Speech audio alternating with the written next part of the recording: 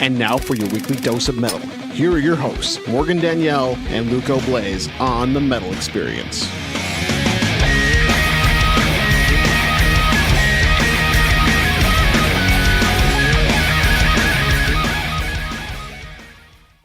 Woo! We just heard Loaded by Apotheca. You can check out the band's new official music video for that song on YouTube and pick up their brand new full-length album, About Time, that released June 25th. It's about fucking time. And we also heard Faceless Savior by Gray's Divide, which is also a brand new single from the band that was released June 30th. Yay! I am Luco Blaze with Morgan Danielle, rocking out here with us in the dungeon of Fitz's Spare Keys, Synovial for their second time. Yo. Why don't you guys go ahead and What's up? reintroduce yourselves to the Metal Experience world and who you are and who's missing tonight. Chris. My name is Camille Sabula. I am the vocalist in Synovial. I do the screamy scrams, and Chris is missing, our bassist. Yeah, I'm Josh McKenney. I do the guitars and the backup screamies and the pretty sings and guitar and writing and all that. My name is Ross. I'm just the drummer. Not nearly as extensive as all that. My name is Dylan. I just play guitar and smile on stage. Hey, there's nothing wrong with smiling. See, yeah. Don't let them bring you down. I have a good time. That's right. Good. I'm just the smiler of the band. Yeah. It's true. But our bass player, Chris, he pulled a bassist move, and he took the day off for this podcast a long time ago, forgot why he had the day off, and then took an extra shift for work. Yep, Wow. Bass players. Sounds about right. that's Chris. Yeah. That's Can't awesome. live We with love them. him. Can't Oh, I live forgot we had without 'em. practice today. I'm going to take work instead. We all show up to practice. Where's Chris at? Dude, I'm at work. Dude, I'm at work. So, Morgan, when was the last time these boys were on? August 28th of 2018. Damn. Almost a year ago. Oh, That that's is close. almost That's a year. close to Holy that's close to Pickle's birthday. That's almost a year? Almost a year. I feel like August was like 2 months ago. Fuck. I actually kind of I know. Fuck. Yeah. I mean, I remember it was raining really hard on our drive home. It was. Was it? It was. Yeah. Oh. Yeah, it was like nice. storming while we were here, and then we were just kind of low Oh, key. yeah, we could hear, like, Yeah. the rain and all Yeah, that. we were like, we're Chill. gonna be able to make it home. Maybe we just And keep you this guys podcast did. going so we can actually live. You made Yeah. it home. We did. You lived. Yeah. and you're We're back. And you're back. And we're back. What have you guys been doing since the time you made it home and Absolutely you lived? nothing. We put out one new song that was just a redo of a song that already existed. Right. Yes. Yeah. And we've been playing shows, and the boys have been slowly concocting new tunes. Yeah. Yeah, concocting them. Yeah. Concocting them. It's a slow burn. For Yes. Sure. So what was this cover song? It was a cover song? No, it No. was No, it was a re. Dylan and Ross can explain it best. Well, yeah. Okay, so it's called Aliens, and it's technically the first song that was ever written for Synovial. And it was back when Dylan and I were just playing stuff.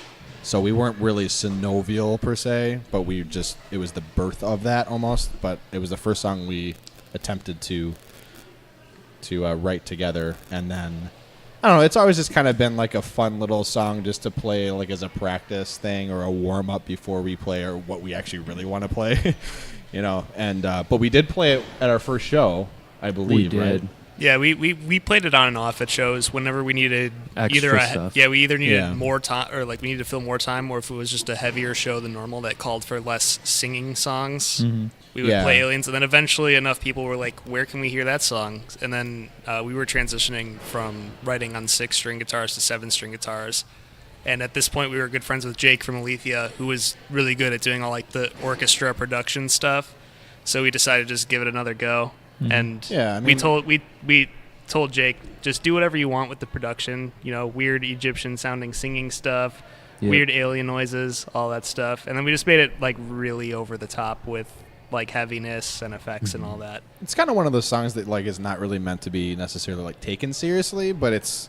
I mean, if you think about it, like lyrically, it's kind of a serious song. Yeah. But like to us, it was never been a serious song, so like it's always just been just to play for fun. But like, Yeah. we all like enjoyed the song for what it was, Yeah, it's fun to play. You know, it's fun to play. It's fun to warm up to or whatever. And so we were just kind of like, okay, you know, enough people like it. Maybe since the song was written when the majority of the band wasn't around, maybe we should revamp it and like put what Synovial is now, like, you know, with Josh's spin on it and Camille's spin on it, and you know, and Chris's and stuff like that, and just make it more like how we are now, and just take the foundation of the song and what it was, and then just kind of amplify it a little bit, and reimagine it, yeah, just to make it fun. And it's always been a cool song. Like, I've always enjoyed it, and it's not like, you know, anything mind-boggling, but it's a fun it's a one. song that people enjoy, and we wanted to. It's a heavy release boy. something. It is a heavy boy. Are we gonna It's play probably that our tonight? heaviest boy. We're playing that boy tonight. Sure. You'll Yeah, be playing we'll that boy play tonight. that boy tonight. Yeah, we'll play that boy. Yeah, it's See- the only thing we have for you. We haven't done anything else. Right. It's true. And that was recorded with Jake. Yeah, Yeah. Jake Farhang. Yep, Yeah. and Farhang it was 360. mastered by Ermin Max he- Zubik? No, that's- Hamadovich, I Hamadovich. think. He lives in Australia, and yeah, awesome dude. He worked on Architects, Periphery, Animals as Leaders, so Yeah, he's like it's only fitting for us to have him master it, you know. So. only fitting. It's just fitting. like, well, I mean, we love those bands. Or at Yeah, least- because we are on that tier, and our music does not deserve to be touched by anyone below that. That's right. Okay. Sure. So I've got a question because I don't know why I've never asked a band this. I know when you have a producer and he records your stuff and you go through the process with them and you get your basic outline of your song done and you kind of hear what it sounds like. When you send it to somebody to get mastered and you've sent it to this gentleman out in Australia, what does he do to that song to finish it for you? Like, what steps is he taking to make it sound like Synovial? So, I mean, basically, so when we record with Jake, we record all this stuff, then he mixes it. We send him a million notes saying, hey, can you fix this, this, and this? You know, take your liberties with whatever parts you think will sound better, this and that. So we'll have that mix, and then when we sent it out to Ermin, the master is essentially the final polish on it, bringing up all the volumes without really losing the quality of everything. Which, you know, is hard for some people to do. Even Jake says himself, like, it's not his strength, the whole mastering thing. So he even recommended us, like, yeah, try to have someone else master it. And I think most like engineers that I think I've talked to have always said that, like, most people don't do both. Right. Yeah. Like your odds are you're only really good at one or the other, mixing or mastering.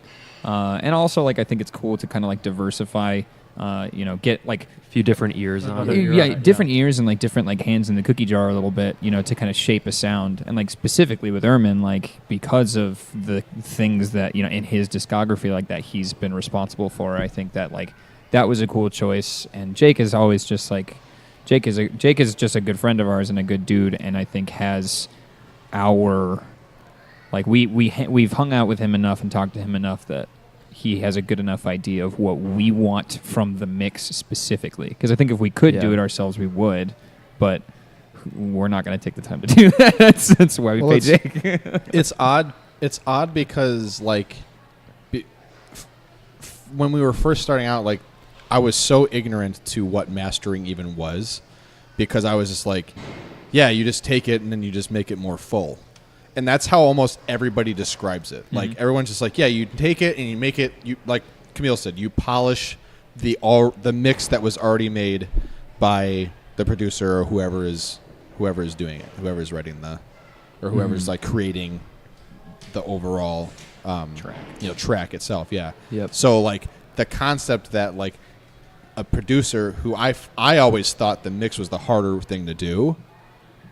The fact that, like, a lot of them say you should probably get it mastered elsewhere, or maybe go to someone who that's only what they specifically do. Like, that was a kind of a shock to me, at least personally, when we first started off, because apparently they're two completely different beasts. Right, and like I feel like after you have that first experience where your ears finally like hear the difference between like a good master and a bad master, it's like that's a whole new world when it comes to like making your own music and trying to make sure that your own songs sound as good as you want them to, because like that like the color of a song is not completely determined by a master, but very like heavily determined by a master. The color becomes defined more than a master, and it's Colors. It's an art apparently. It's colors. Yeah. Camille's going to spend this entire thing just like saying keywords from other bands. It reminds me reimagined. It reminds me of like Colors. in rap songs where like they finish the verse off and you see the guy in the back like, ah. But Yeah. specifically for Aliens, I remember he said that part of his master was cleaning up the EQ for like the more extreme high end and low end moments of the song, because there's like a lot of like squeaky stuff we do in that song, like really high end, and there's really bassy stuff we do in it too. So just like cleaning up the extremes so that they can still be heard well.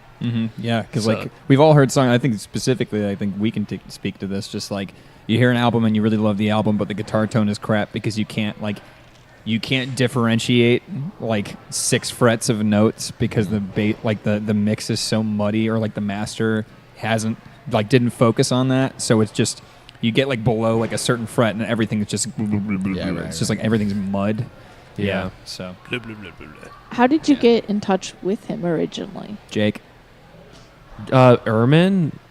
guy mastered? Well, Jake, he also mastered Alethia's song "Guilty," which was awesome. Which was our first like, oh crap, that actually sounds way better. Right. And that was before we even knew that he was like the periphery guy. Right. Yeah. So I was just like, hey, who mastered your song? And he told me. I looked up his discography and I was like freaking out, sending it to these guys. I'm like, I mean, fucking Architects, like that's one of my all-time favorite bands. So it's just like, fuck, this is awesome, you know? And we just emailed him. That's it. And he was he was very efficient and quick to respond. Yeah, awesome seriously. dude, easy to work with. Pretty cheap too. Yeah, pretty cheap. Yeah, Yeah, like he's a super the price affordable guy. was not bad. And I so. also think a lot of that has to do with the fact that he has transitioned to being a master only guy. That's all he does. That's all he does. He just masters. Yeah, he runs a studio in Australia, and like they're responsible for like bass. I think the most recent thing that they put out was like a bass plugin kind of a thing to like really focus specifically on like heavily detuned guitars, like really extended range guitars. But yeah, that's his jam. So we really lucked out with that. Absolutely. Well, should we play it? Yeah, For those that haven't heard it, Let's do it. here's Aliens, and we'll talk more about it when we come back. Cool.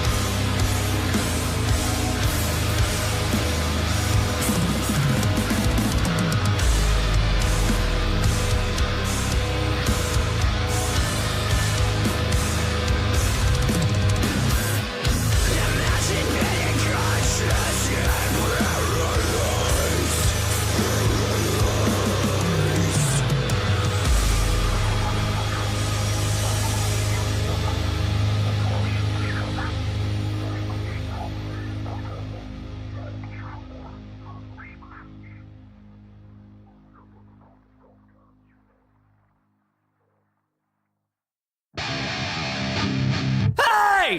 You! Listen to this podcast right now! Do you want to hear a fucking podcast about anything and everything? Like movies, music, television, and more? Oh my god. Well, you've come to the right place. Subscribe to Journey into Comics Network, and you get Podcastrophe, hosted by me, Dick. Why not throw a couple bucks to the Patreon? It's your choice. Yeah. This is a Podcastrophe. That sounds so awesome.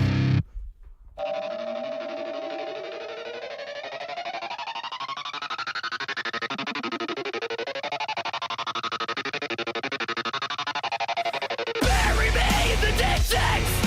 Deep breath, listen in. Tear my mind into pieces. Just watch me fall apart. I'm Meredith. I'm Ryan. And I'm John. And we are Victims. And you're listening to The Metal Experience. Check out our full-length album, Volume 2, Inside the Mind, available everywhere.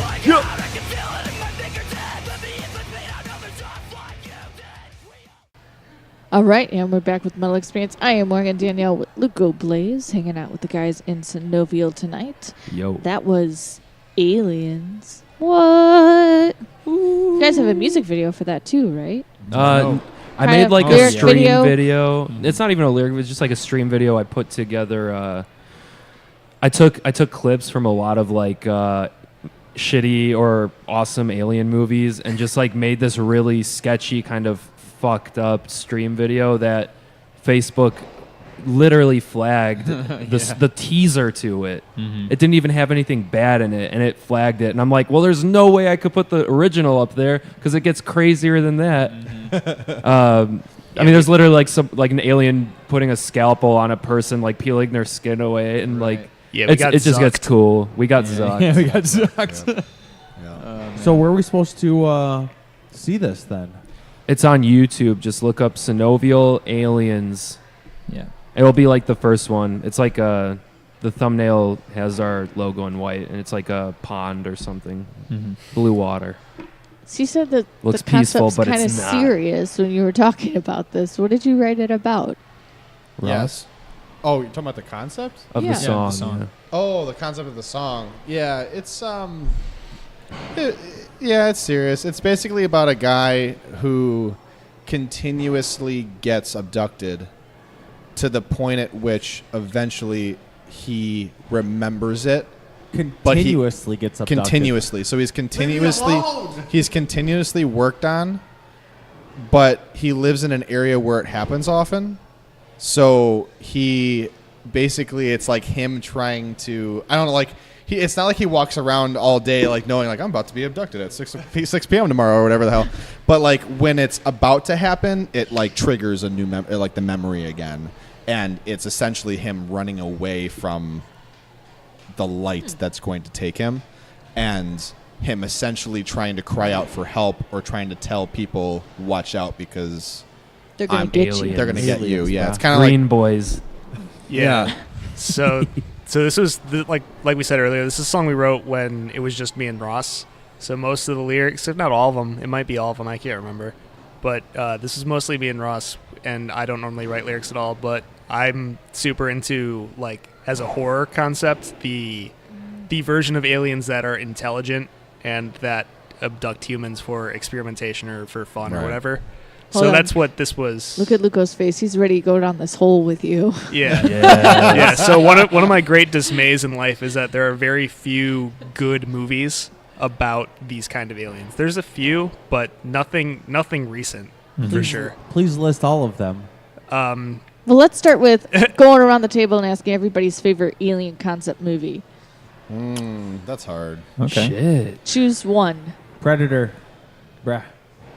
If I had to choose, like, I mean, and it has nothing to do with the song, but I It just doesn't have to do with the song. What's Okay. your favorite alien movie? Aliens. I just love that movie since I was a kid. I have like a action figure. figures? I have the Alien Queen figure. I have Ripley with the flamethrower. I have like an alien with its head getting exploded, like a xenomorph. Nice. So I love that series. Not all of them, but the first two are amazing. So Yeah, probably Alien. Probably the first one or the third one. I know the fuck you. Yeah, I know. I know. Hipster ass. Yeah. But yeah, probably the first one though. That was like the first. That was the first Alien movie that like I took seriously. So yeah. It's a great one. Yeah, I might get some flack for this, but I feel like Mac and me. Jesus, Luca. the first like so I love all the like alien. I love those movies. Okay, but the first movie that like I sat there like what the fuck was The Fourth Kind. Oh, Oh, that movie's badass. It's enjoyable. It's I own fucked that up, man. on DVD. Yeah. That messed me up, man. Yeah, that's a messed The up. first time you see it, it really gets It you. Especially really because we were does. like 13. Yeah, we were like 14 13. when that A movie lot of came out. clips in the stream video for the song have fourth Have the kind Fourth clips. Kind. Yeah. So I'm gonna have to say Uh-huh. Fourth Kind. It's probably not one of the best out there at now. Owls, bro. Right, like but when's it's- the last time you rewatched it? It Exactly. might not survive the rewatch. Exactly. Like I don't think I'm ever gonna sit down and be like, I'm gonna watch The Fourth Kind. Like never gonna happen. It's probably never in my life. But I like, own it. but I just remember On DVD. It's good. watching it and just It's being one of like, the few holy good shit. ones. You want to come Yeah. over and watch it? I have it on DVD. Yes, please. Yeah, On there you go. DVD. That's where we're going right after this. Sounds we're good gonna to me, We're gonna man. go get fucked up and watch works. Watch and The Fourth Kind. Yeah, so that's my answer. Yeah, so I like The Fourth Kind a lot. It's a shame that it presents itself as this is all based on true story, It's and all then you real, find out yeah. that it's not at all. I know. I was so pissed. Wait, I was what? So pissed. Yeah. It's bullshit. They- all of it's bullshit. Like literally, acting. There's at the very beginning, like there's the woman who's being interviewed. She's all crazy. Right, yeah, Right. but the guy that's interviewing her is totally an actor. I've seen him in like 50 billion things. Yeah, so Well, yeah. He's an actor. you don't bring in an actor to conduct a real interview with a real person. That's bullshit. It's all fake, dude. But You think even that chick is fake?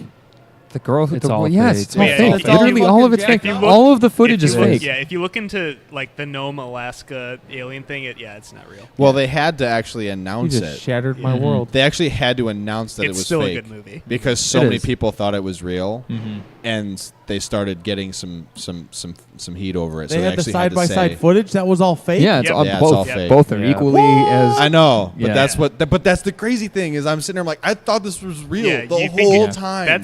That's how good it is. That was part of the magic of the first watch is you think you're watching something that's real. Yeah. Exactly. Yeah. Yeah. But that Yeah. being said, I mean, one of my, I can't decide on a favorite, but the one that always comes to mind is Signs. That's the a last, good one. That's man. classic. The last great M. Night Shyamalan movie. That's not what I was expecting. I was But ex- of Yeah, course, me there neither. is the fan theory that Signs is about demons, not aliens. yes. Really? Which Yeah. I've never heard that. The whole the It's a holy great water it's a thing. great fan theory, and Yeah. I think Cool. it checks out. I but- think it enriches but the for material. for the sake of it being presented as an alien movie, I liked Signs a lot. You're not going to say 10 Cloverfield Lane? Uh, I mean, are you going That's to like- count? Are you going to count that as an alien movie though? Right? Because that's like Right. that's like a survival. I would go with the original Cloverfield over Sure. 10 I Cloverfield love that Lane one. as an too. alien movie. As an alien I totally agree with Yes. that. That's a good movie. Yeah, Morgan- so Signs and Cloverfield. Morgan, what's your favorite alien movie? I don't know. You asked us. I know. I just You didn't have this an isn't- answer. But this isn't like my expertise thing. How many like, alien I movies don't- have you seen? I've seen Pick a the few. one. That you've Scary seen. Movie 3. Monsters vs. Aliens. Yeah, There it is. There you go. There That's you cute. That movie's so I love cute. That is, it. I did see that I in love theaters it. with my It's little great. brother. If I had to Adorable, choose yeah. like a really serious movie, like if it had to be, Monsters like- vs. Aliens. Those well, I based on love true Monsters story. vs. Aliens. I even watch little cartoons they make for around like Halloween, the Halloween special ones. They're great. But I did really like District 9. Oh my Dude, that's god. a great I was gonna say fucking movie. District All right, there you go. Yes. I mean, there's some really That's my second graphic place. shit in that, but It's that so just like good. the first time I saw it, just When I really saw that in fucked theaters, with me. it was like, It was just whoa. crazy. I Yeah. had like a beautiful epiphany about movies watching that movie. I wept so hard at the end of that movie. I love that It's movie sad, so much. yeah. Yeah, it's brutal. It's fucking incredible. I thought there was supposed to be a second one, and then it never I think came there was out. like talks of it, but I'm I don't happy. want them to. And me either. That's okay. No, Just leave it it's a alone. really Yeah. good standalone Yeah. film. And there's just so much to say within that movie Mm-hmm. on so many different levels. Yeah, so that's incredible. Mhm. that one was really good. But I really like Monsters vs. Aliens. Favorite alien movie over there? E.T. Oh, nice. Oh, E.T. Oh, was up there for me okay. too. That's a good one. boom. It's She's like, cute. without even thinking, she's like, E.T. It's like, why have you? None of you idiots said it. Yeah. I mean, yeah, That's we were both funny. kind of thinking E.T. was going to be said, but it wasn't. So That's just too easy. It's And Predator, then- brah. No, we Predator. like the scary Yeah. stuff. We like Like- Of course Scary we like Boys. movies in this It- band. Older school ones that are good are like Encounters of the Third Kind, which is obviously a classic, and Yeah. then Dude. Fire in the Sky The is the Thing. other good Yeah, one. yeah. And then the The thing. Thing, Oh. yes. But- Right, yeah. It's Isn't one of the the- like I thing said, a I'm- monster movie? such a Though? good That's not horror an movie. alien. No, the thing That's is a definitely an monster. alien. The thing Yeah, is an that's an alien. alien. It's definitely an alien. That's- Oh, they it is for sure. uncover But- an alien Whatever. spaceship. Right, but to Whatever. me though, like we were talking about the differentiation between 10 Yeah. Cloverfield Lane and the original Cloverfield, like I don't watch The Thing and think this is an alien movie because it's not True. exactly about that. Like the movie's about fucking paranoia. Like that's a scary movie. Did anybody great recently movie. watch Captive State? No. No. Captive State. What is that? You told Is me that you didn't new? want to watch it with me, but that it's a with new John movie? Goodman, and it's about this alien worm race thing that kind of like takes over Chicago. Is well, John like Goodman the the new world, but alien John guy? Goodman is in it. You guys should watch it. It was Okay. very. Did you watch it? I did. You said without John you in Goodman it. is in John it? Goodman is. Johnny Goodman? Yeah. the one that was in the Yes. other. Yes. The same so one. he's just The he's very- just He's making his alien. rounds. The one that was in Yeah. Roseanne. He's just huh? making his Yeah. rounds. Exactly. Hey, Yeah. Anyway. before He does a good job. and don't forget, he was Fred Flintstone. Yabba dabba Oh doo. yeah, in the live action Yeah. Flintstones movies. Holy shit. But yeah, another thing about the song Aliens is, just like the whole like psychological, like navigating that whole thing where this thing, if it happened to you, no one would ever believe you, even if it did happen to you. No So one I would ever believe you would be alone forever. Right. Would relate it as much to Fire in the Sky if you had to relate it to a movie because they all Yes. got abducted and Sure. the movie's Yeah, I fucking mean crazy the too. song Fire in the literally- Sky. I have tons of clips from Yeah, that we used in a lot. Mhm. the Yeah, stream yeah, video yeah. too. That's the one that I knew was gonna push it to the limit and get flagged on the Zuck site. Sure. I think it was like and I there was I thought too like not just being experimented on but like because the white light obviously that's like Synonymous. typical with getting so like being on a table but then having like I liked the idea like it's in the chorus but it's I like the idea of like here for instance if you're being surgically worked on and you go under the whole thing and then I like this idea of like okay you're in a entirely different realm being on a ship and they don't have that shit.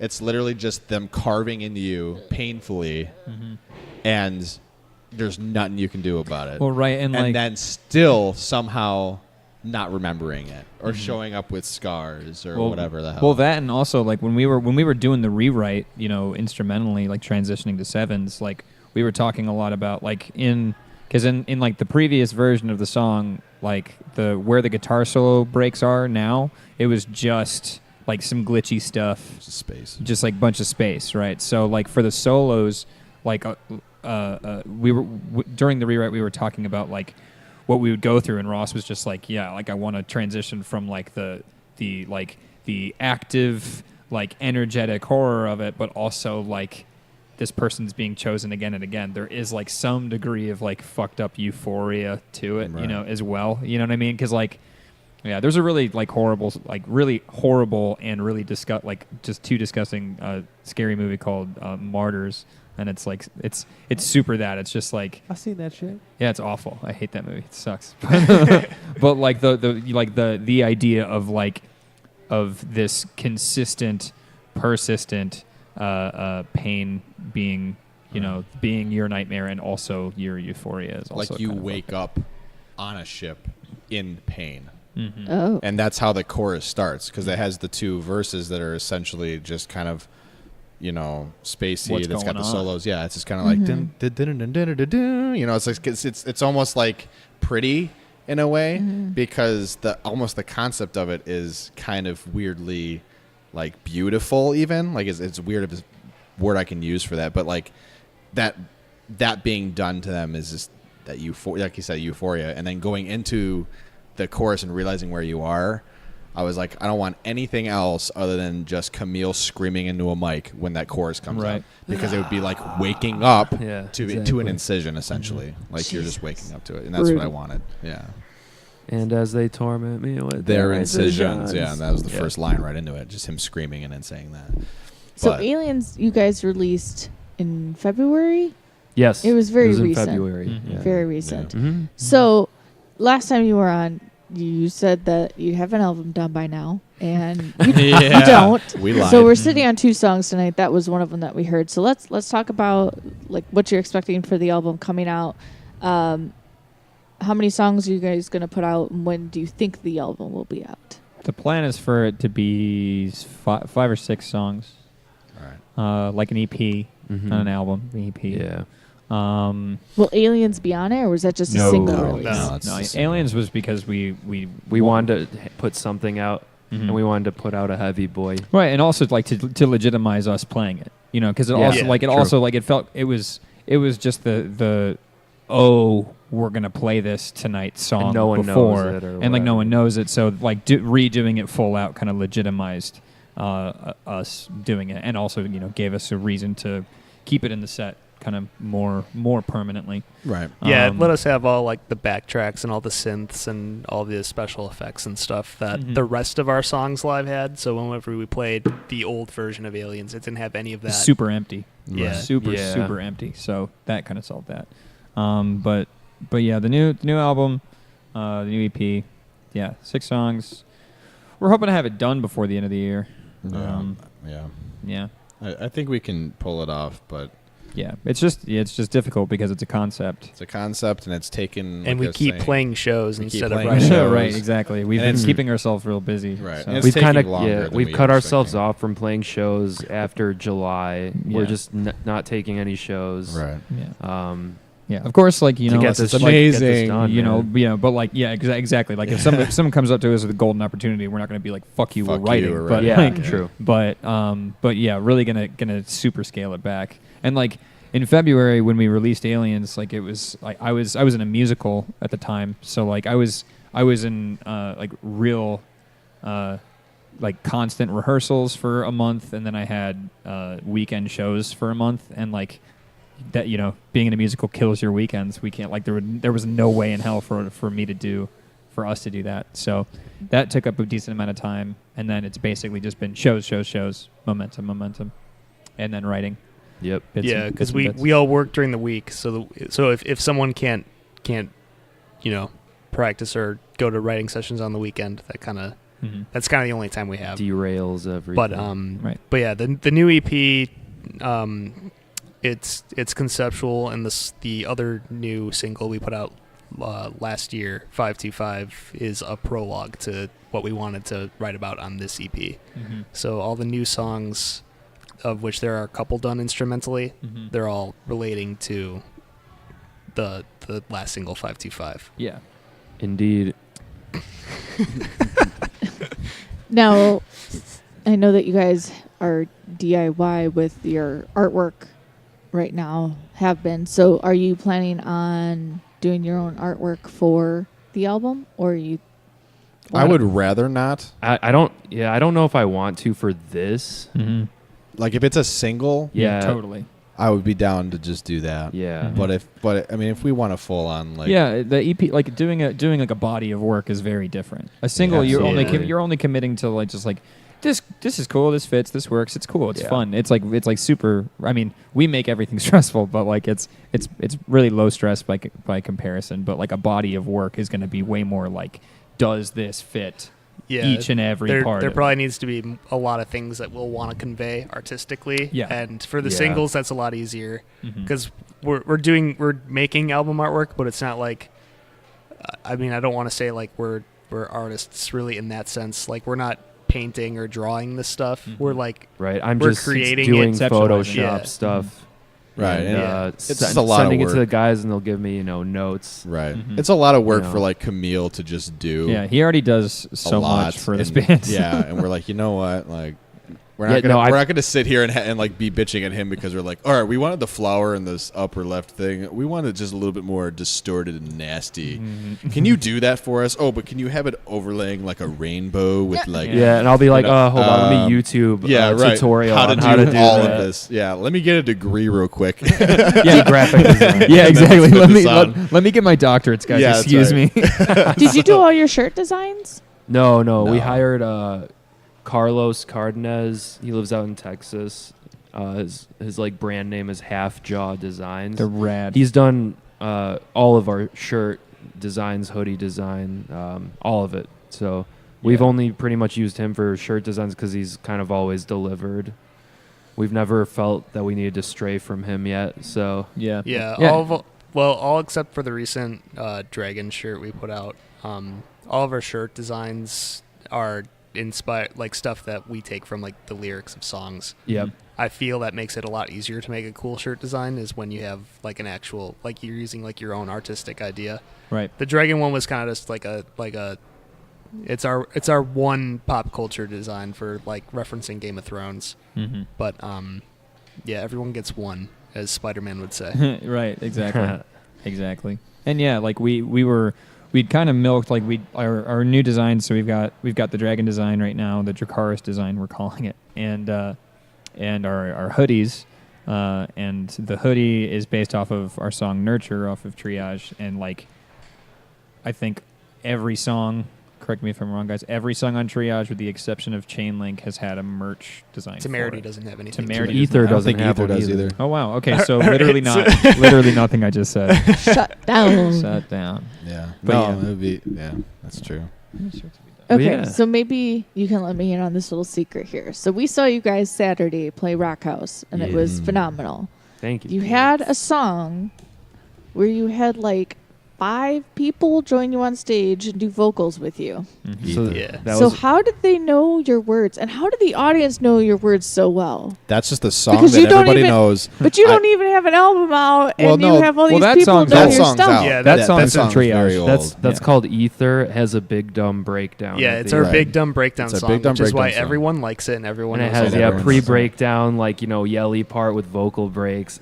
Everyone loves that shit, Right. like so everyone knows it. And we were like, well, Dylan was like, let's close with it and have some of our best friends in the music scene come jam with us on stage for that last minute of the song. And man, yeah, it went well. I was really happy with it. Well, Minus Brad from Endo messing up the lyric. Yeah. But that's Yeah. okay. No That's worries. That's all right. Don't worry. I didn't care. It was was- still awesome, man. Yeah, it was just for like the spectacle of closing out. Yeah, Like, it was such a good time. What was going to be a big show for us. So. Right, exactly. Like that. It's a good song to bring everybody out on, and it's a great way to like celebrate the victory that it is, Right. for us as a bunch of local bands to be able to play a show at Rock House, and for it to be Like that. it to be like that, and at least be relatively successful. I thought it was cool too that I just thought that whole concept of bringing someone on anyway on stage was a cool idea. Ever since we played that Alethea party, and Eric from Endo just kind of hopped on. Yeah, and he just asked started- me. just jumped. Yeah, no, he he just jumped up and then no. screamed He it. asked me Oh, okay. Did he? before our set. He's like, dude, Camille, I really want to do the ending of Aether. Is Okay. that cool? I'm like, yeah, dude, just hop on stage and grab Josh's mic. And then I never told him. I forgot to, and it just happened. Okay, so I thought that was completely impromptu. So when that happened, I was like, "Oh, that's actually kind of cool. That would make sense to close out a show." Of all of our songs, that is the song. The that, song to you do could, that. You could just shoehorn in a feature, and, Right. For they could sure. go to and town and with it, yeah, so. exactly, yeah, because everyone. Yeah, it knows was just Yeah. celebrating the local scene, how far the bands that were playing that show have come, Yeah. and just being all friends and having a party on stage. Yeah. Yeah. And how do people know the lyrics to it? I have no fucking idea. They're just catchy, People listen to us, People I just guess. listen to us, yeah, I don't know. It's really bizarre. which Yeah. is cool, I guess. It's crazy because Thank the you guys for response was listening. just huge. Yeah. insane. I mean, So Morgan was taking pictures of you guys, and she was looking down look at these awesome pictures I'm taking. I'm like, Morgan, look what's going on. I tend to just get distracted. Same. It's partly my ADHD. She's like where scrolling through all the cannot- pictures she took of you guys. She's like, look at this one. It's so good. I'm like, Morgan, look what's Watch going on the right now. show. That's so funny. She almost missed it. No, I didn't. Yeah. I was there. It would be hard to miss. I feel. I was there. It was a lot of ruckus. A lot of ruckus. Yeah, but it was worked out well. wild. It worked out well. Everyone had a good time. The best part, and I told people this at work the next day. Luco, I swear to God, if you interrupt me on this, there was a Oh, part that shit. got super silent in the middle of one of your songs during. I don't know if you guys heard it on stage, but this is great. There was this part where it was just like a pause, and this guy yells, "My dad's gay!" What? I died laughing. That might have been we through just Victims. I don't know. No, it was for Synovial. Really? But I'd be some dude just surprised. yelled in the middle of this No, I'm pretty sure that was Victims. Well, during whenever it was during the show, there's just pause There's in one a of the songs, breakdown and in this the song, guy, and it had pauses. Yeah. And then on the second pause, this guy goes, "My dad's gay." That doesn't sound like us. That's I awesome. love it. it was But just that's hysterical so regardless. fucking hilarious that I was like, "Oh Good my for God. that dad. That's I mean, fantastic. obviously, I don't think it was a serious yeah, comment. a lot of our fans are really dumb, so it wouldn't surprise me if it was one of them. Yeah. But that doesn't really sound if you like did- our fans. It might have been Victims. Yeah. It probably. Yeah. I don't know. Yeah. It was If you just want- one of those- I kind of hope it was us. 'Cause Yeah. It was just hope one it of was those for moments us, during a man. show that Oh I my was just God. like, I hope it catches on. "Wait, It was what?" totally, and it was so totally random. That's perfect. That's perfect. That's My per- yeah. dad's gay. I love that. My dad's gay.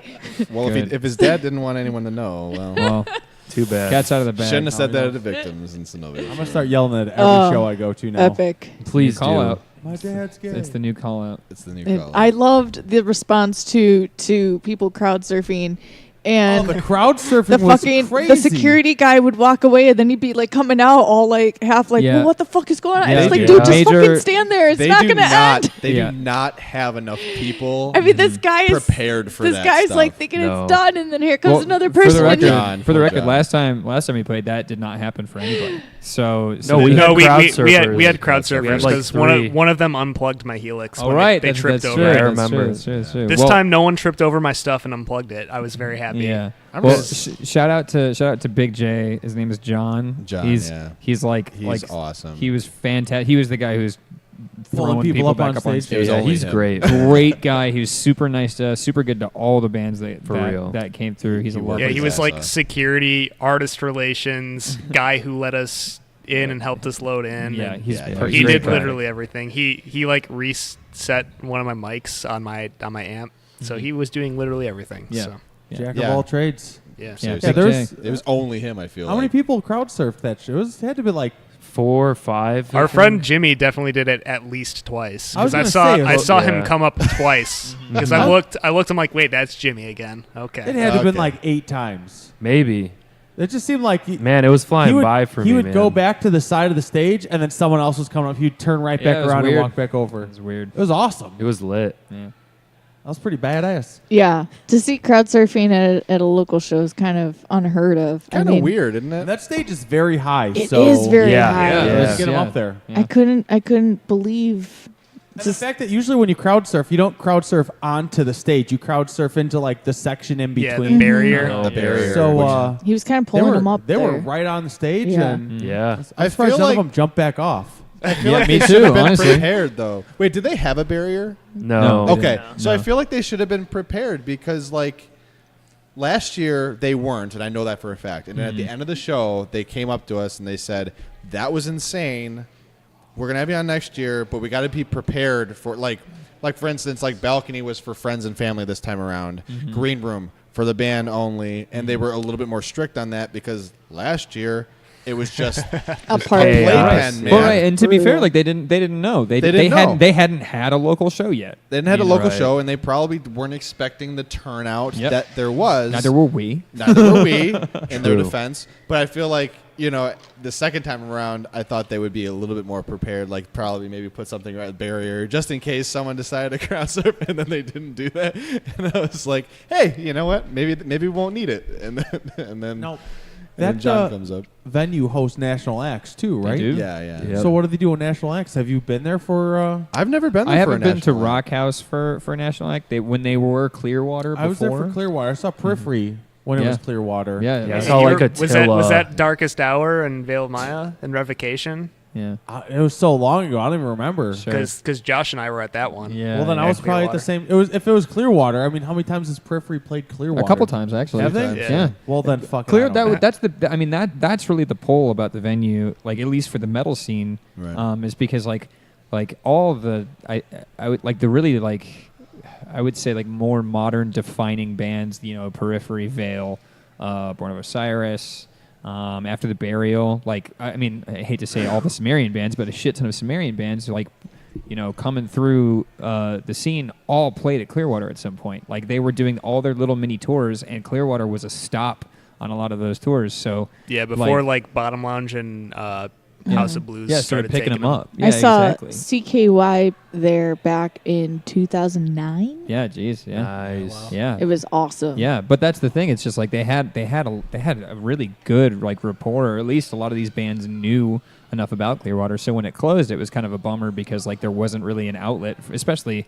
you know, for those of us that far out in the burbs. Like Right. there was not a lot. There's not a lot of venues that close to us that Penny were gonna Road give us, Pub. Exactly. Right, it Yeah. was Penny Road Pub, You which know. which again was always like a grab bag of like who Yeah. you were gonna get. You Yep, know, it's very true. So when Rock House came back up, it was just like, oh my god, like here we go again. Like this can be another venue for. And the way that they for- redid the theater is super it's beautiful. nice. It's It's amazing. really They did- awesome. They did an They did incredible such a job. good Yeah. job, yeah. It's not at all how I remember it because like Now, was it Yeah. Clearwater? Did they have like stuff? They had like that ramps one- going up the ramps on sides, both yeah. sides or something. Yeah, Yeah. it was on the left side going Yeah. to stage right. And Mhm. then they even had like a bar downstairs.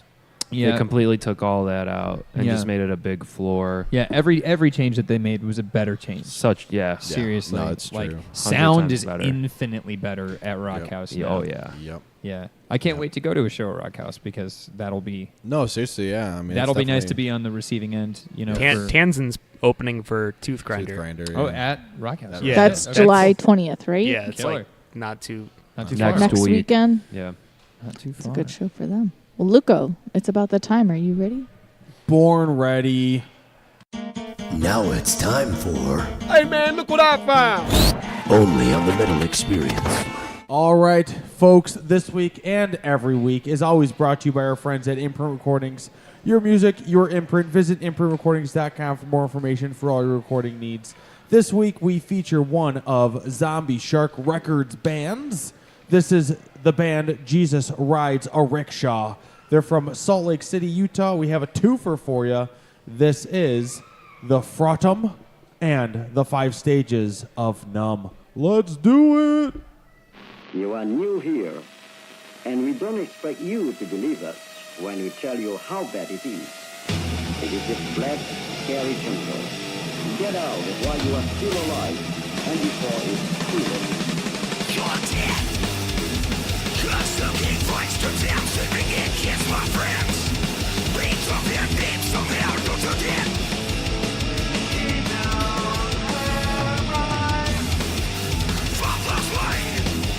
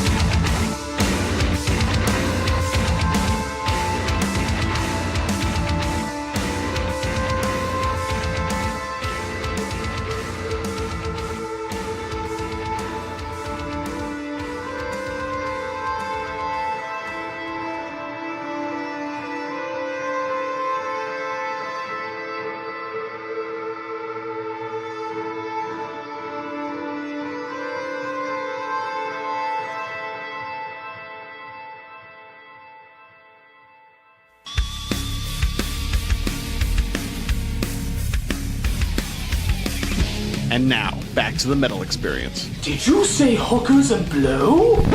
No, I said the metal experience. That's not nearly as good.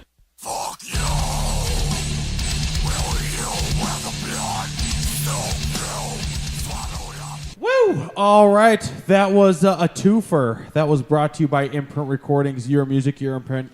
Visit imprintrecordings.com for more information on all your recording needs. And again, that was a feature from the record company Zombie Shark Records. Records. And that was the band Jesus Rides a Rickshaw. So they were originally called Jesus Rides a Rickshaw, and then they changed their name to Rickshaw, and now they're back to Jesus Rides a Rickshaw. Jesus Rides a Agreed. Rickshaw. They're pulling a John Mellencamp. I like it. And they're from Salt Lake City, Utah. Check them out. Give them a like on the Facebooks. And that was a twofer. That was the Frottum and the 5 stages of no. Yeah. Awesome. Are you guys ready to go down the rabbit hole again? No, I'm kidding. Well, I was going to ask you, I know we got on topic with aliens, but I got to know, do you believe? Yeah. I believe Yes. I believe yes. I don't know if it's how we portray them to be, but I believe so. There's so much shit out there we don't know. I feel like it's ignorant to say just no. There's aliens. Yeah, like Come that's on. You know like what I mean? to believe that of all of the cosmos that we are the only thing that are this level of conscious or alive or intelligent is fucking preposterous. Yeah. I think it's ignorant to believe that over, over the opposite, just like, no, this is it. We're Yeah, it. like, it's just We're like apex. one We're the speck in the apex. galaxy, man. Yeah, like we're the apex of all things everywhere is a pretty incredible worldview. Yeah. Do you guys watch the show Unidentified on History Channel with Tom DeLonge? I don't. Oh my God! Cable. Of course I don't. Well, let me give you a little bit of background behind it. They're like, I'm Special Agent so-and-so. I've been in the military for 37 years. And I left Other because guys- of my experiences with the guy's unidentified like, flying objects. I'm with the government, and I Secret did this Service. job and this job for I work 47 for the years. government. And That's all how these you know it's real. whatever crazy things they're saying. And then Tom DeLonge's like, And "Hi, I'm Tom DeLonge." I'm Tom DeLonge. I played a Blink-182. And it's like, what the fuck is this asshole doing on this show? I mean, It's weird. yeah. And good for him for like having a passion for it, but why should anybody take a alien show brought to you by the guy who couldn't stay in Blink-182? Because he wrote that song, Aliens Exist, bro. Yeah. Cool, great. Hey, Mom, there's something in the back room. Wow. That's a great song. Wow. And It was on- I'm Tom DeLonge. So also on on Lego History Record. Channel, I would recommend watching the TV show. It is fictional, based on real events, called Project Blue Book. Oh. Watch that show. If you like It's aliens. really Is it good. aliens? It is aliens. It's about UFO encounters. It's pretty interesting. We'll I contact like them that the about putting History aliens in the theme Channel song. has become the hub for all of this nonsense. Yeah, it's fucking nonsense. Yeah. That's why I had to ask. What to was that? feed The the sci-fi. alien- That's the Science Channel. The Sci-fi Science Channel? Channel. It's not sci-fi. It's like the The It's like the Science Channel. Channel. I have That's no what idea. it's called. The I Science think I know what Channel. you're It's talking pretty about. badass. I can't remember the name of it though. I think it's called the Science Channel. It might be. I yeah. don't know. I can't tell you. It's I can't sweet. either. You guys, I'm Tom DeLonge, and this is the Science Channel. That's the next call out. After my dad is gay, it's I'm Tom DeLonge. I'm Tom DeLonge. And you're watching, what's the name of the show? Unidentified. Unidentified. Oh my God. am. Life's Don't wait to be gone. Oh my God. And then breakdown. You're already. See, why aren't you covering a Blink song for Feels Fest? No. You guys No. would be perfect at it. Oh, No, they no. said no. Fucking no. So that's the last show that you guys have coming up, right? For this, So up until then. So we've got that huge show coming up at the end of the month. we have a show this Thursday. Okay, don't have just that show. Never mind. No. We've got We were playing with Wolves at the Gate this Thursday at Beat Kitchen. Nice. With Low Country and Sawbuck. Ooh. And then we're playing Feels Fest the 27th. Mhm. And then we're also playing a benefit show for one of our friends, recently passed away sisters, July 28th at Penny Road. Yeah. Did I say that? Yeah. Yeah. To like The grammar was almost there. yeah, it was terrible. But yeah, we're playing a show with a bunch of other bands, like friends of ours, friends of Friends, yeah. theirs. Yeah, Scars of Armageddon will be playing it. Yes. yeah, I Endo. love them. Yeah, Endo will be there. We'll be there. Aldrich. Yeah, it will be a good time. The Eldritch Grimoire, Barium. Yeah. So just showing support, Yeah. trying to raise money to help For the two boys. that. Yeah. Yeah. Good. Doing good things. Mm-hmm. And then Good causes. gonna go into writing mode. Yes. Yeah, we told Jake we were going to record in August, so we got That's not happening. We got to pick up the pace a Yeah, little so bit. unless we write the whole EP Now. in 2 weeks. Yeah. So you said you have parts of songs, right? Or some full songs done? We have two Yeah. songs. Yeah, Yeah, we we played debuted one at we Rock House. debuted one called No Known Suspects at Rock House. Mm-hmm. It'd probably be like track 1 on the new EP. Yeah. And then we have another one that's instrumentally been done for just as long. We're waiting to see where it places lyrically. Right. Yeah. It'll be. I Within mean, the it'll storyline. be song 4, if I'm correct in my thinking of that. Right, which now. is But why it was hard to make lyrics for it. Right. Right. Yeah. Like we had said earlier before this started. Just like the process is going to be, write a song, and then write another song. Write them all instrumentally, however they work out, and then lyrically speaking, it's like Which one fits? we've got song 1, No Known Suspects, and then it's like, okay, well, every song that we write after that, if it's not in sequential order, we have to make sure that we keep everything in mind, so that way it all works out and checks out, content wise. It's probably not the most efficient way to write a concept album, but it's the way we're doing it. And and for the record, it is our first time ever is, like yeah. committing to a concept, Right. this much. So and if Josh and I saw each other all day, then maybe the lyrics might be done by now. right, yeah, yeah, sure, yeah. So, Yeah, part of it is this is all just being done through like shitty phone recordings, Right. and Mhm. like Yeah. here's a riff I wrote at 4 a.m. Save and as. Save as. Cut to me in all caps, just screaming, "You motherfucker, save as." Yeah. Yeah. It's okay. Whatever goes wrong, you could just blame Chris. He didn't show up tonight. It's true. Yeah, True. So, how many songs have you recorded with Jake so far? Just the 2 Like total. or total? Yeah. We recorded all of Triage with Jake, With Jake. and then we recorded Aliens with Jake Right. So what? And then we recorded so- 525 with Sam Botner of Barrier of Barrier. and Anansi, And in case he wants to Anansi. also be known Sure. for that. And you guys are recording this new CD with Jake. Yeah, Right. that's the plan. Yes. yeah, we'll at least record it with him. Mixing and mastering, we haven't decided what we want to do yet. Yep. We'll probably know more about that once we know what the music sounds like. Yeah, and what we feel like, Yeah. taking a chance on. and So. what we can afford. Yeah, also. Yeah. That Most too. importantly. All of these factors. Right, What's- all of those. What's the best part about recording with Jake and the worst part about recording with Jake?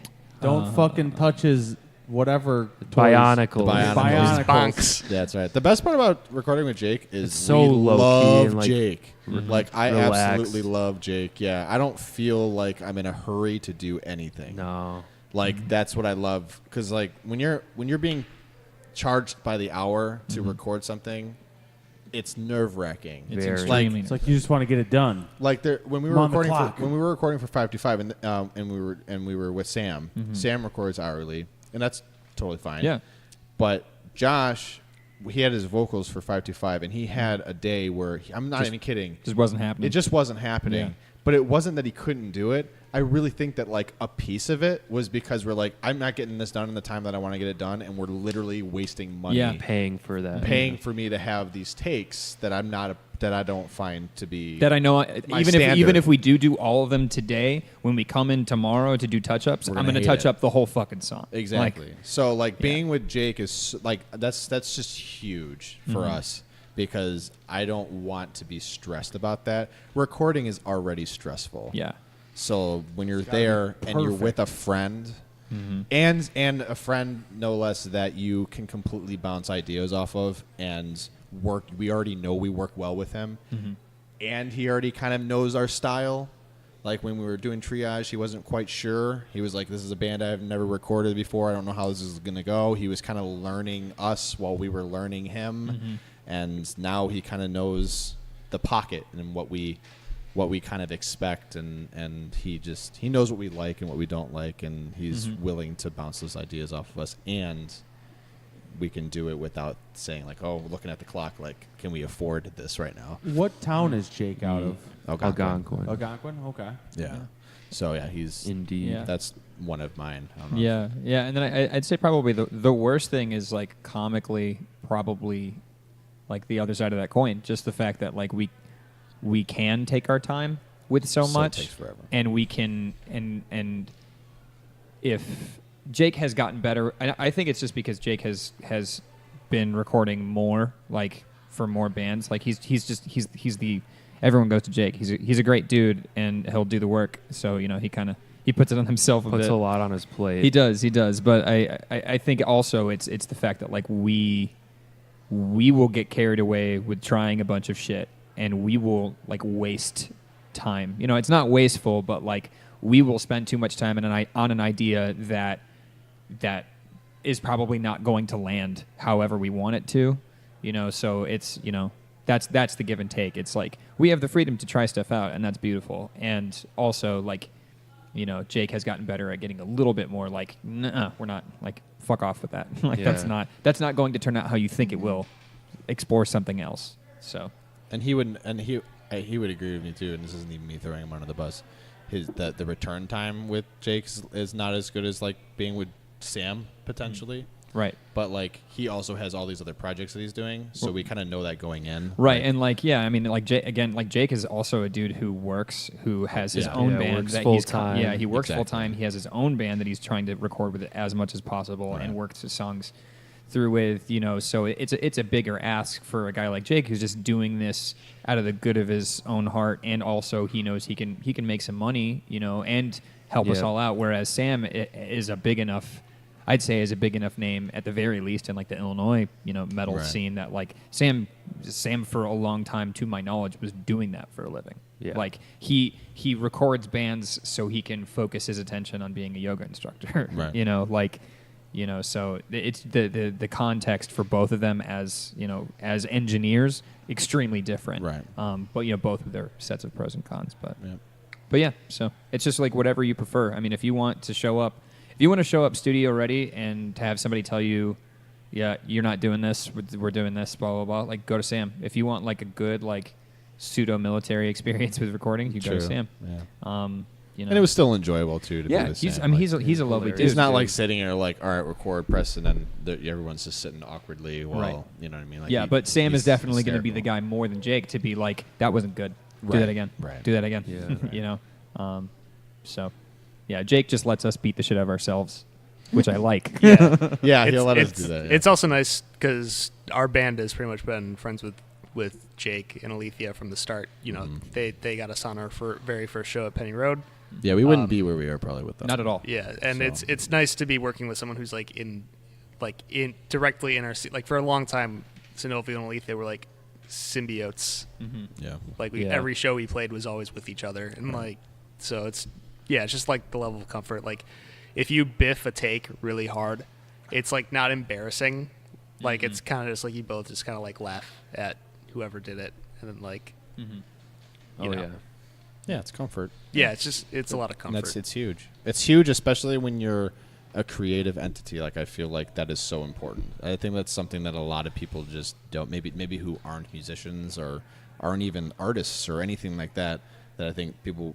That group wouldn't understand is being in a comfortable environment is so important because then you can dish off ideas and you can think, okay, maybe that doesn't work or maybe this, it just doesn't. It's not hostile.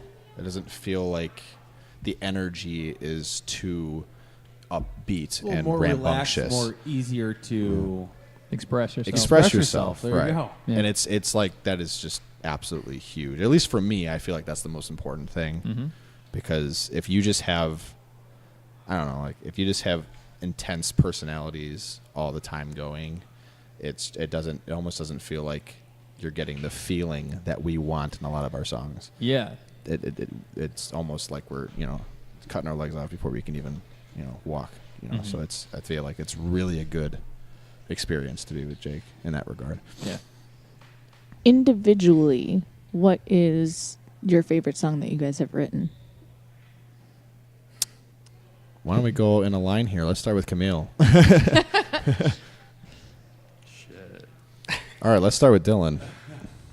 I think 525 is our best song right now. It's the most recent, totally new one. I think that, like, lyrically, it set up what we wanted it to very well. I think that instrumentally, it's a lot closer to the line where I wanted to go. Like, our like Triage EP is very, very metalcore, and I've always been like, I don't like, we all listen to, August Burns Red, and like bands like Silent Planet now are still like doing metalcore, and Veil of Maya still definitely has that influence. So it's obviously not something that's ever going to leave our sound, but I've been trying to focus less on being a band that sets up a song to have a breakdown at the end, and more on a band that's, closer to progressive, not like a full on, like, I don't think we'll ever be like a full on, like Between the Buried and Me or anything like that. But, it's like more creative, like riffs, less predictable song structure. And I think 525, it has like a big breakdown section of the song, but it's not like the It's not like the focus of the song. Mm-hmm. Yeah, it's not just open. It's not just open chugs at the end of the song. It's still like a riff, Right. and I just think that it's like a much more well-rounded song, and I think the two new songs that we have done are closer in line with that too. So I like where they're going.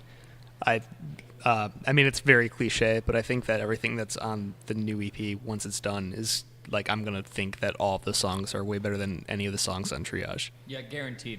Guaranteed that. Okay, Ross. I have kind of a not a easy answer for that, but I would say like now I'm probably the most I most enjoy Turn Your Back, because it was such a throw it in song, and it turned out to be so much better than I was anticipating it turning out to be. And when I look back at it now, like when I listen to it on Triage, I'm like, how the hell was this even a thing? Like, and it's so different than anything else we were doing that I don't know, like it was like the week that we were recording, that song was made. Like, we were supposed to record that Saturday, and it was like Tuesday or Wednesday, and we were like, we should probably, if we want another song on this EP, we need to write something. Mm-hmm. And it just like kind of came to be, thanks to Josh mostly. But like, even in the studio, like the first 40% of that song on drums, I just made up in the studio. Like like it was just so fly by the seat of our pants. We literally didn't even play it as a band. Like, we didn't until like 2 months never ago. Yeah. Not he even never actually. played it as a band ever. It was just like we just wrote it in the studio with all of our parts, and somehow it came out coherently, and it was just, I don't know. I like that song now more than when we put it on there, because I thought that, okay, we were just putting it on there just for another song. Mm-hmm. But now I'm like, wow, that's actually kind of cool how that turned out to be. Either that or the background of how Temerity was written, just because Josh and I wrote the majority of that song in like a day. A day, like less than, like I would say 8 hours probably. Yeah. It was like the craziest. Like, Josh just came over and we were like, let's just write something, and then like it just 80% of it was written right there. Mm-hmm. And then Dylan showed up and we were like, hey, we used your riff. We used your riff that you wrote. Yeah, you played this the other day at practice where we put it here. We put it here, and then Dylan was like, cool. Okay. And then he added his own thing in the middle of it and put his own spin on it, and then that song was just done. Mm-hmm. Like, the lyrics for it done. It was crazy. So that was I like the story behind that, but I think Turn Your Back ultimately is my favorite probably now. Yeah, I'm gonna have to go with 525 as well. Just because I agree. Like, I feel like 525 is actually like was the needed step. It was also the first thing that we wrote on 7 strings, which is also cool. Like, that was like it was cool for that to be kind of like our first idea, and for that to have for all of us to at least have been mostly sold on that. But yeah, also because Ross and I got together and pounded the lyrics out like in a day again. Like, it was really like super collaborative. Still kind of like fly by night a little bit with the recording. We made a couple of I showed up with a few changes, and I was like, "Hey, Dylan, it would be cool if we did this." And you were like, "Yeah." Oh yeah, we showed up at Sam's an hour before we were supposed to because Josh didn't read a Facebook message or something. Yes. So Sam still lived with his dad at the time. So we showed up at his house at like 9 a.m, and Sam's dad answers the door, shorts, no shirt on, just like utterly disoriented. And he didn't know where Sam was. Sam was off teaching a yoga class or something. Yeah, exactly. So we were in Sam. He let us in the house. He was like the nicest dude. He's just like, oh yeah, I don't know where Sam is, but yeah, there's like apples in the fridge and water. Yeah, you guys can make tea. Yeah, we were just in their basement and just like going over like the song, and then we're like, yeah, Josh had like one big change to like break down stuff, and then yeah, I mean most of the time that's again one of the nice things about being in a studio you're comfortable with, even though we weren't with 525, is we would have even more time to explore all that stuff. Because originally for 525, I wanted the intro to have a lot more like piano and production and stuff behind it, but we didn't want to spend the money figuring that stuff out. So. Right. Yeah. But yeah, so for all those reasons, again, it was another time that came together. It was super collaborative, and is way more in line with I think what we, at least like Dylan and I, like way more in line with what we were looking for as guitarists, because it's not this is like crazy fucking hard to play, look how cool we are, and it's also not these are gimme open chords for 2 minutes. So yeah, 525 rules. Well, it's not recorded, but No Known Suspects is my favorite right now. Because it's a fucking banger. It gets me so hyped when we play it. Even at practice, I'll be kind of standing around, we're doing Temerity or something. I'm just like, and then No Known Suspects comes on. I find myself like fucking stomping and shit. I'm just like so into it, man. Can you give us some background as to what the song is about? Josh? Yeah, so No Known Suspects will be the first song on the next EP, unless we totally say fuck it to that. Right. Hopefully we don't. Yeah. But yeah, just like so like in short, 525 is about a kidnapping, and 525 kind of like hopefully gracefully dances in between like the reality of what is happening and also who it is happening to and where these people are going, and kind of just gives like a good overview, like as a prologue should be, like a good overview of the events of the story. And No Known Suspects is the father of these girls that have been kidnapped, who's like just like kind of like called it in, to the police, right? Like he's chasing after this vehicle, and he's, like you're just gripping the steering wheel with all of your might. Like I gotta get my kids, like it's designed to be like, your foot's on the gas. It's a fast song. It's also kind of groovy. There's a lot of like things that we explore, like voice wise, like the idea, like for me as backups usually with our songs, it's usually just like to help, like just to punctuate more stuff with Camille, but I think or to give me time to breathe. Yeah, also that, like in the live setting, but I think the way that things, we're leaning towards going with 525, and I think have gone further in that direction with No Known Suspects, and hopefully continue to do so, is that like my voice, at least as far as this concept goes, is going to be a lot more of like the intrusive thoughts, and we're going to try and keep all of the singing, because in 525, like the singing portions are like a narrator's perspective. Like it's the camera, it's the thing the cameraman is like, your person is showing you, right. Like the reality of the non-biased view. Yeah. So like the person that's almost saying like, yeah, this situation is not bad or good. Yeah. And that's kind of like the cool aspect of it, because the whole thing is really bad, subjectively. Totally. Yeah. And this person's just like, yeah, this is just happening. Yeah. It's like, the singing is like someone, it's oddly heartless. Yeah, right, exactly. It's oddly heartless as it's like grabbing your hand and walking you through as a forced spectator of the events. Right. But yeah, so it's just it's the father of the kids chasing after the car, kind of contemplating what they're gonna do how they're gonna do it. Like put yourself in that person's shoes, right? Like your kids have just been stolen. You believe that you're seeing the car that that is running away with them. You call it in to the police. You give them whatever details that you can, and you get in the car and you go. And like, you don't know what's going on. You don't know if the person has a gun. You don't know if your kids are in immediate danger. You don't know what the purpose is. So you're sitting in a car, stationary, traveling really fast, and that's like a really fucked up dichotomy to be in. Like the kinetic energy of the chase, but you're sitting almost completely still, going down like these not curvy roads, like and they end up on a highway, right? So you're like just in a fucking straight line. It's going fast and being completely still about it. So what sparked the background of these stories? Was there something that you had seen on TV or a movie or a book? Ross, wasn't it like you saw something on TV? I thought. I think, right? I don't remember if I remember correctly, it was a dream. So I remember when you guys were like writing 525 when it was coming together. I remember you were like pitching these ideas about like some sort of narration of like like some quotes of like a dad talking frantically about something. And I'm like, and I could have sworn you said you saw it like on the news, and you said it was like, holy shit, that could be cool. Yeah, I guess that's true. Actually, now that I think about it, I must have been. I don't know the exact reason, like the exact time I was like, okay, this is the idea that I want. But I'm not a parent, but none of us are.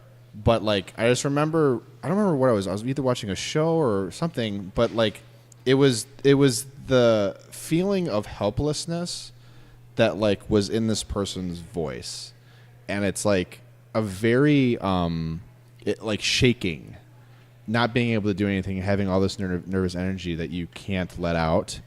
That like, I don't know, just emotions in general is just something that really interests me about us as human beings. Like, you can read someone's face and you just know, like, even if you've never been through it, you can just tell by looking at their face and how they're moving, what situation they're in.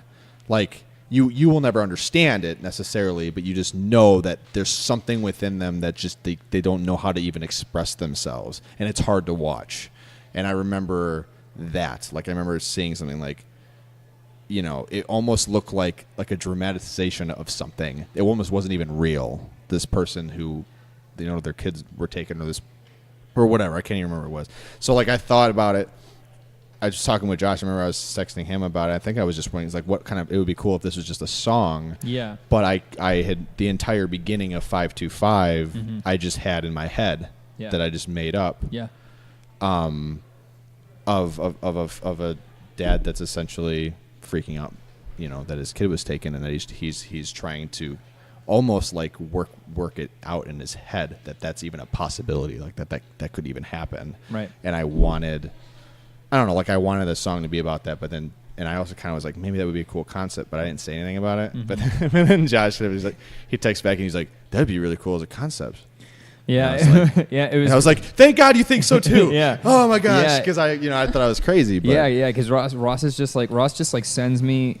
I think you sent me just like a voice memo of the beginning part, exactly as it is recorded, basically, and you're just like, this is kind of what I'm going for, this and that, and I just started asking questions because it's just like, we're talking about a kidnapping. It's like, okay, well, are we just going to talk generally about kidnappings? You know what I mean? Like, I'm not a fan of that, right? Like, so I was just like, okay, like what, are they in a neighborhood where these kids get stolen from? How old are the kids? Yeah. Is it a boy? Is it a girl? Are they both girls? Are they both he boys? like went all into detail about it, and it was funny because I had answers to every single one. Right, exactly. Because when you think of something like that, like, like we were talking about earlier, like speaking in metaphor and all that shit, like when I think specifically lyrically, when you have like an image that like you can't let go of when you hear the riffs that you've written or whatever, like that image is like legitimate somewhere, and it's good to kind of like ask those questions and flesh that shit out. Like where does this take place? What time of day is it? Right? Like, right. Are people around? Are they not? What kind of just like all that shit. So yeah, and I didn't want it to be like something that was necessarily like all sad and all, Exactly. You know what I mean? Like that was kind of the beauty behind it that I think Josh and I both were like, as we were hashing it out, we were like, man, this could be really cool because, we're talking about children here who sometimes don't know whether or not something is wrong. Like they don't know if this is something that's normal, and it gave us like even creatively, oh, awesome. We don't have to write an album about the intensity of a kidnapping the entire time. Exactly. We can write something like if they have something pretty or something that's almost sophomoric in nature, that we can assign that to kids or something like that. Maybe almost like, this song is mature in this way and it's almost not here. Like it's just like it's got crazy time signatures or something's just off about it and it's there for no reason. Like we could get away with that and say, okay, that's the immaturity of the kid coming out.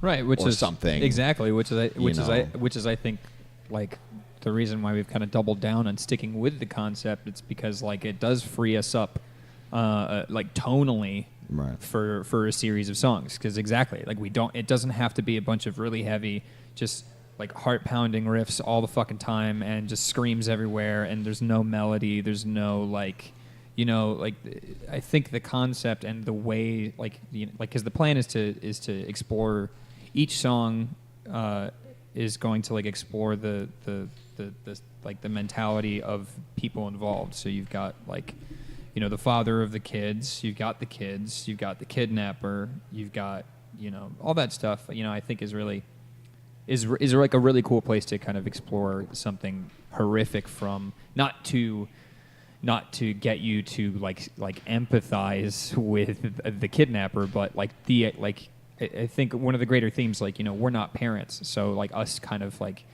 exploring the feelings of parenthood and the ins and outs of having kids, not being able to have kids. And it delves all into that stuff. Right, exactly. It's a very complicated, almost convoluted thing, but we're trying to make it as nice, interesting as we possibly can, given that it's fucked up. Given that's fucked up. Fucked up. Yeah, absolutely.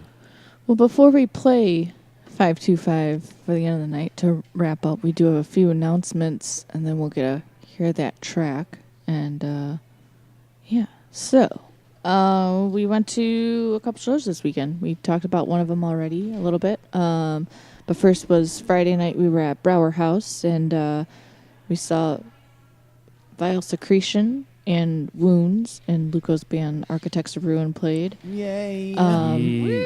Wounds was amazing. Vile Secretion was very different than very heavy. And Architects of Ruin almost killed Greg, so it was great. There you go. We almost murdered a human being. It was a good show. But really it was good Greg, show. so it was all right. And of course we were at Rock House on Saturday and we saw part of Endostalgia's set and then Alethea, Synovial, and Victims. So I took a live video of each of the bands from Saturday, and there's pictures, and then there's pictures from Friday's show up on our Facebook page. So there was video from other people, though, from Friday's show. I only did photos. There's a live video of Architects of Ruin, and that's it from our end. Destroy it. Thank you, Dan, for holding my phone and doing that. So, yes. So other announcements. Hold on. I got to go past my pictures of my sphere. Oh, you got some sphere pictures, huh? I do. Those actually looked really cool, by the way. Yeah, I really like playing with that thing. Yeah. She almost Very lost cool. it. I did. I'll tell you about that later. Our friends in Central Disorder are opening up this Sunday at Reggie's for our friends in Reaping, Asmadia, Allegian, Ex Mortis, and Inner Decay. So if you want tickets from locals, Inner Decay, and Central Disorder have them available. Make sure you hit up your locals first because they're always cheaper when you buy from them. And support then, the local bands. Absolutely. And then a little over a week, July 19th, we will be at Fitz Spare Keys for our show that we are sponsoring for Atlanta's Burning, The Blank Standard, Architects of Ruin, and Extraction Point for the Extraction Point CD release show. That's upstairs. That's upstairs. We're hijacking that show and saying it's our CD release show also. Even though it's nice. So make sure you come out to that. It's going to be awesome. It's $5, 17 and up, 21 and up after 11. It'll be really fun. We're actually going to have a table set up with stuff that we're going to be handing out for free I think there's one Metal Experience shirt left for sale right now until we One? get new ones. And I Is think it it's an XL. Extra medium? No, it's an XL.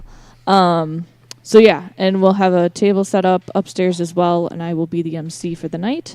And then the next table after that we will be set up at is at Feels Fest, which Synovial is also going to be playing at. Hey-o. And that is at the Wire in Berwyn, July 27th.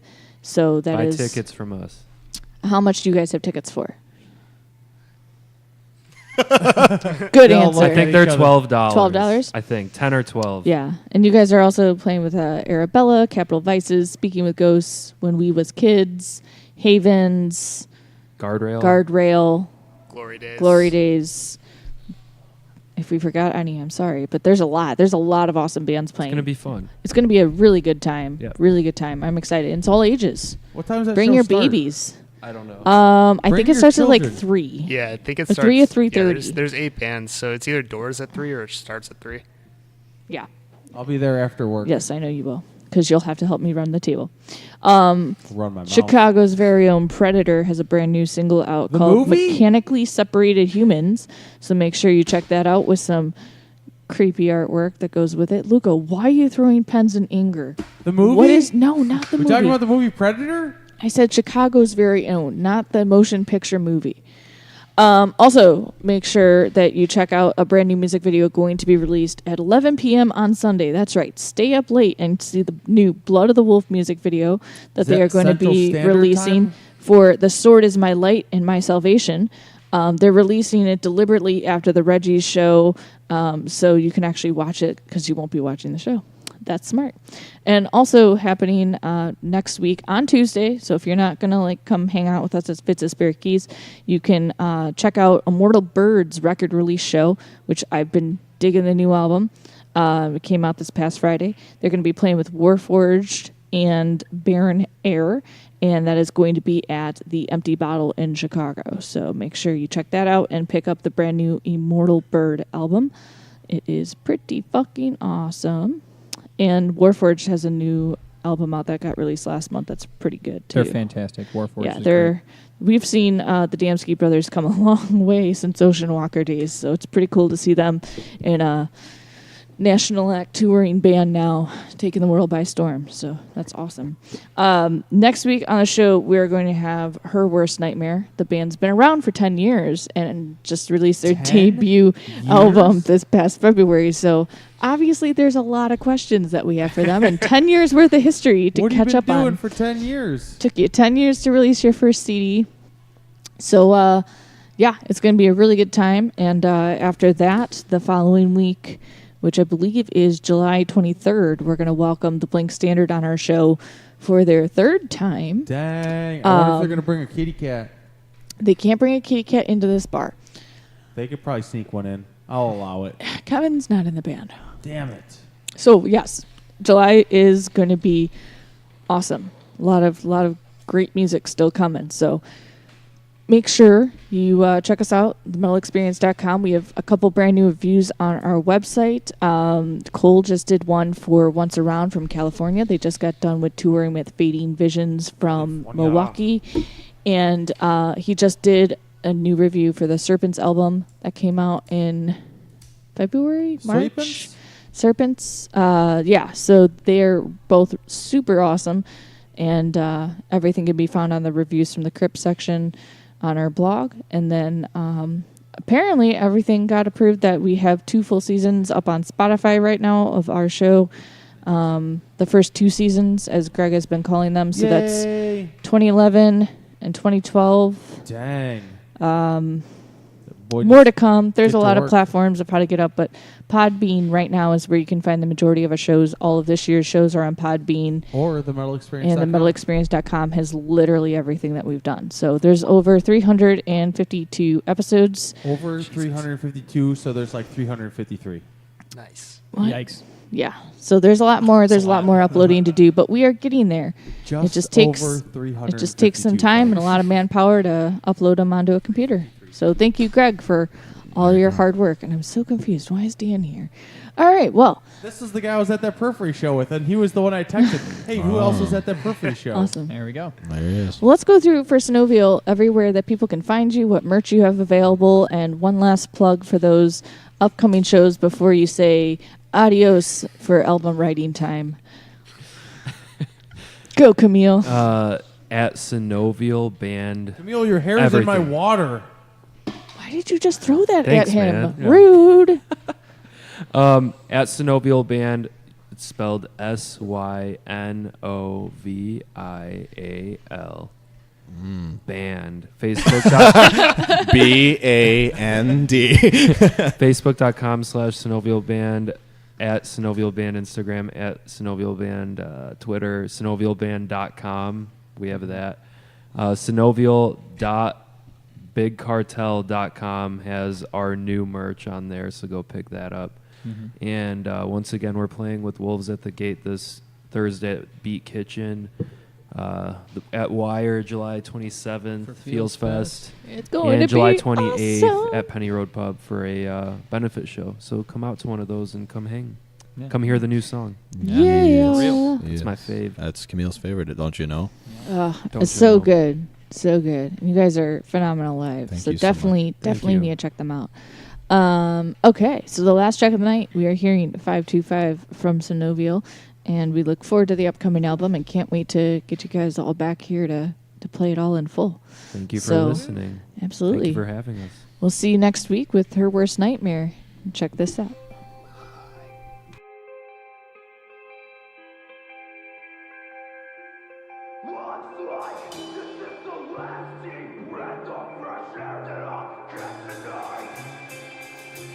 I recollect the boats in the backseat. They couldn't have gone too far. I don't know where they are. The second that I looked away, they were gone.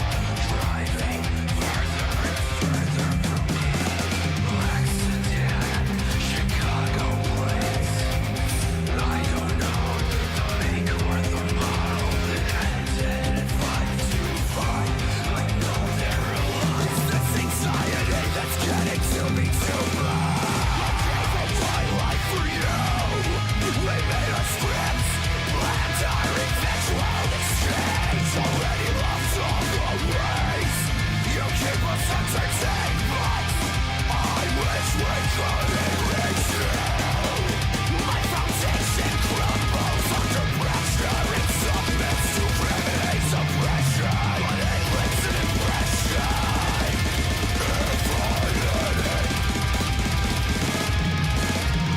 Under the straight line or spotlight, what's the difference? Hasn't stayed me the same since the day we found out. Still put a twinkle in my eye to roll record. Run rampant in the gardens that others have preserved and given birth to. Someone notice if a few petals went missing. And our father wouldn't care if we stayed out a little later. Our father wouldn't want us talking to strangers. In the end we said yes, I think we should be. Our father wouldn't want us to lie. So we keep walking and talking and then we stop through his car. We don't think that we will be too long. He said it wasn't far. Look, there might be a chance for us to salvage this mess. Lord knows how could I be. I think back to that place that long space stands tall for walls to bear up. Such that a paradise should be a mansion.